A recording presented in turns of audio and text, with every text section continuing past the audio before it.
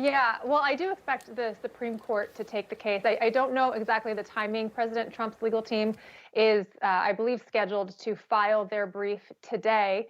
The Colorado Republican Party has already filed that brief, sorry, in the Colorado case. For Maine, I expect this will truly be resolved at the Supreme Court through the Colorado case because it really is the same issue.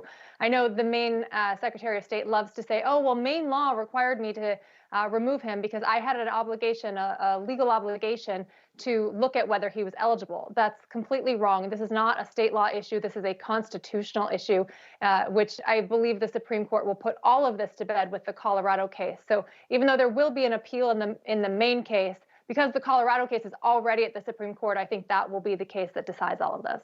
Got it. Now we're looking at a map here of all the states where there are challenges in some way, shape, or form with the 14th Amendment. So clearly, this issue has to get some clarification, vital to whether or not Trump is on the ballot. You know, you mentioned Shanna Bellows said this and said that. She does like to talk a lot, Mark. She spoke to CNN's Wolf Blitzer yesterday.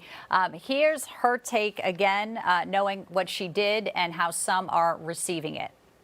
Do you have any concern taking Trump off the ballot risks tearing the country apart?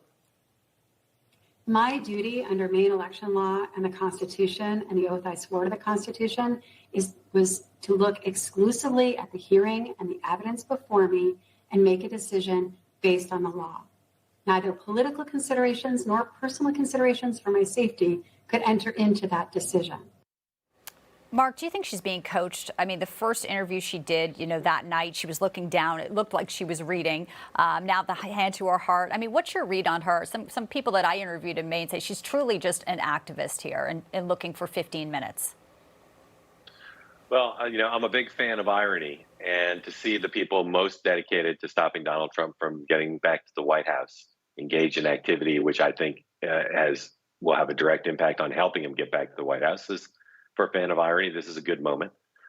She's acting as if she's in some sort of play or some sort of vacuum, rather than taking into account this is a national issue.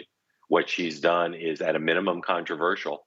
And you don't need to ask Republicans that, or even independents. You can ask a lot of Democrats who see this as not just inconsistent with American values, but extremely dangerous to those who are trying to stop Donald Trump from winning.